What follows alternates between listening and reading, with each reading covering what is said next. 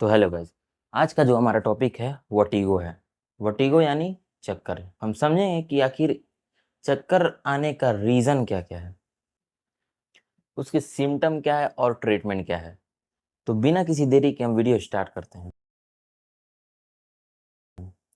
तो vertigo, vertigo में होता क्या है कि आपका जो बॉडी है अनबैलेंस होने लगता है और आस-पास की चीज़ें लगता है कि घूमने लगती है, आपका सर घूमने लगता है, आप सही से चल नहीं पाते हो, ये सारी चीज़ें होती हैं चक्कर आने पर।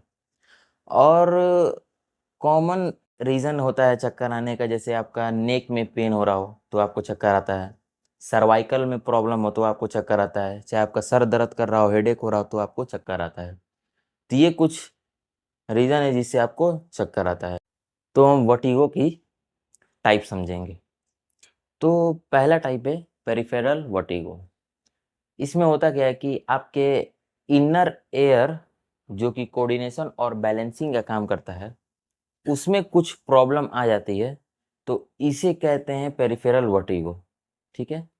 इनर एयर क्या करता है? कोऑर्डिनेशन और बैलेंसिंग का काम करता है और बेसिकली वर्टिगो में चक्कर में क्या होता है कि आप अनबैलेंस हो जाते हो।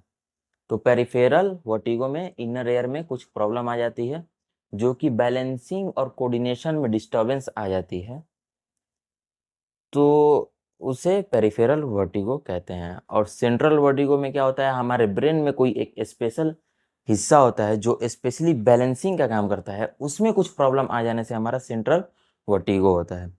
ठीक है, ये दो टाइप हो गए वर्टिगो के। अब हम समझेंगे कॉजेज।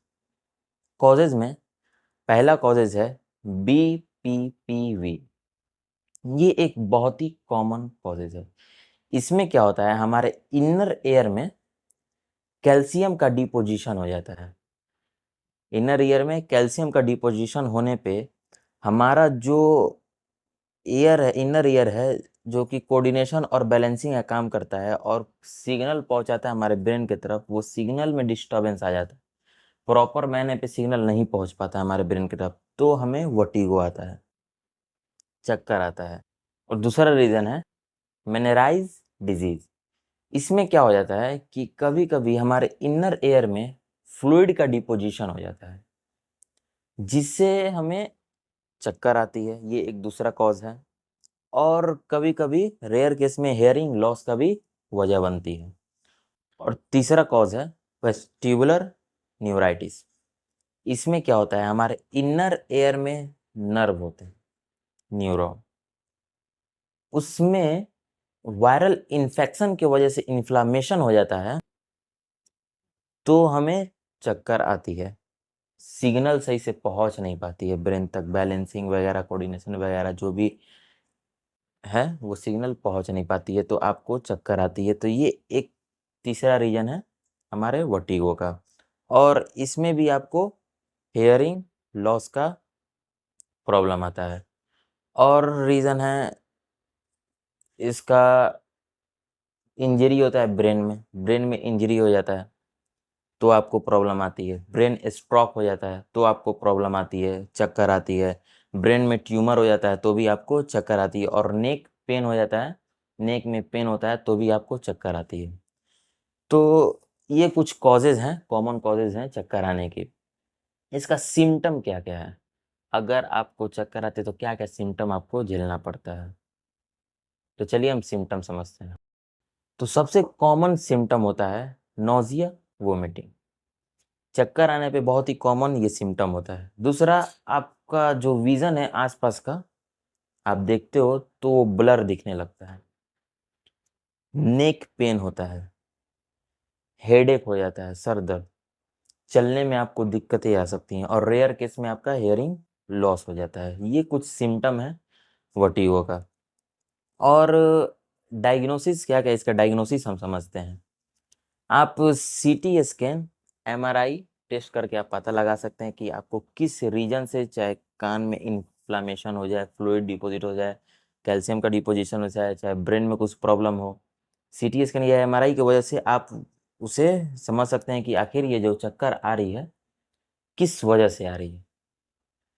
ठीक है? पहला। दूसरा, ऑडियोमेट्री।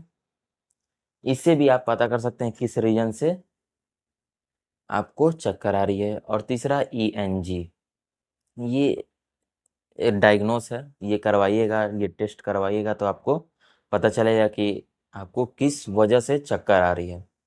तो अब हम आते हैं ट्रीटमेंट। तो पहला मेडिसिन है सिनर्जाइन। सिनर्जाइड 50 mg आती है, आप इसको TDS ले सकते हैं, एक दिन में 3 बार ले सकते हैं। ये इसका काम क्या है, बेसिकली आप जैसे सफ़र में जा रहे हो, सफ़र में जाने से आपको वोमिटिंग आती है, उल्टी नौजिया वगैरह आती है और आपका सर घूमता है, आप बस वगैरह में रहते हो, ज़मीन पर उतरते हो तो लगता है कि आप अनबैलेंस हो रहे हो, डिमलाने लगते हो। तो ये सब रीज़न को, ये सब चीज़ को ये सिनर्जाइन टैबलेट है वो ख़त्म कर देता है। चक्कर आता है तो उसमें भी बहुत इफ़ेक्टिव ये दवा है। और दूसरा है पैरासिटामोल 500 mg, ये आप TDS ले सकते हैं। जैसे नेक पेन होता है किसी का हेडेक होता है या कोई सा भी दर्द होता है, तो ये लेने से आपका दर्द वगैरह का प्रॉब्लम ठीक हो जाता है। तीसरा टैबलेट है प्रोकोपेराज़ाइन 5 mg का टैबलेट है, TDS आप ले सकते हैं। इसको कैसे लेना है कि आपको ज़ुबान पर रख कर और इसे चूसना है, ठीक है? इसे पानी से निगलना नहीं है, ज़ुबान पर रखकर इसको चूसना है। ये टैबलेट करता क्या है कि आपको नौज़िया, वोमिटिंग, जिस भी रीज़न से चक्कर आ रही हो, वो सब रीज़न को ये ठीक करने का काम करता है। ये भी बहुत ही इफ़ेक्टिव दवा है चक्कर आने में। तो ये कुछ 3 टैबलेट हैं, इसको आप लीजिएगा तो आपका वर्टिगो का प्रॉब्लम ठीक हो सकती है। और ये दवा वगैरह लेने से पहले आपको ऐसी प्रॉब्लम आ रही है तो आप पहले अपने नज़दीकी डॉक्टर से कंसल्ट करें, बात करें, उनसे पूछें, तब जाके कोई भी कदम आगे बढ़ाएँ। अगर आपको हमारी ये वीडियो अच्छी लगी हो तो मेरे चैनल को लाइक, सब्सक्राइब और शेयर ज़रूर कीजिएगा। तब तक के लिए चलते हैं।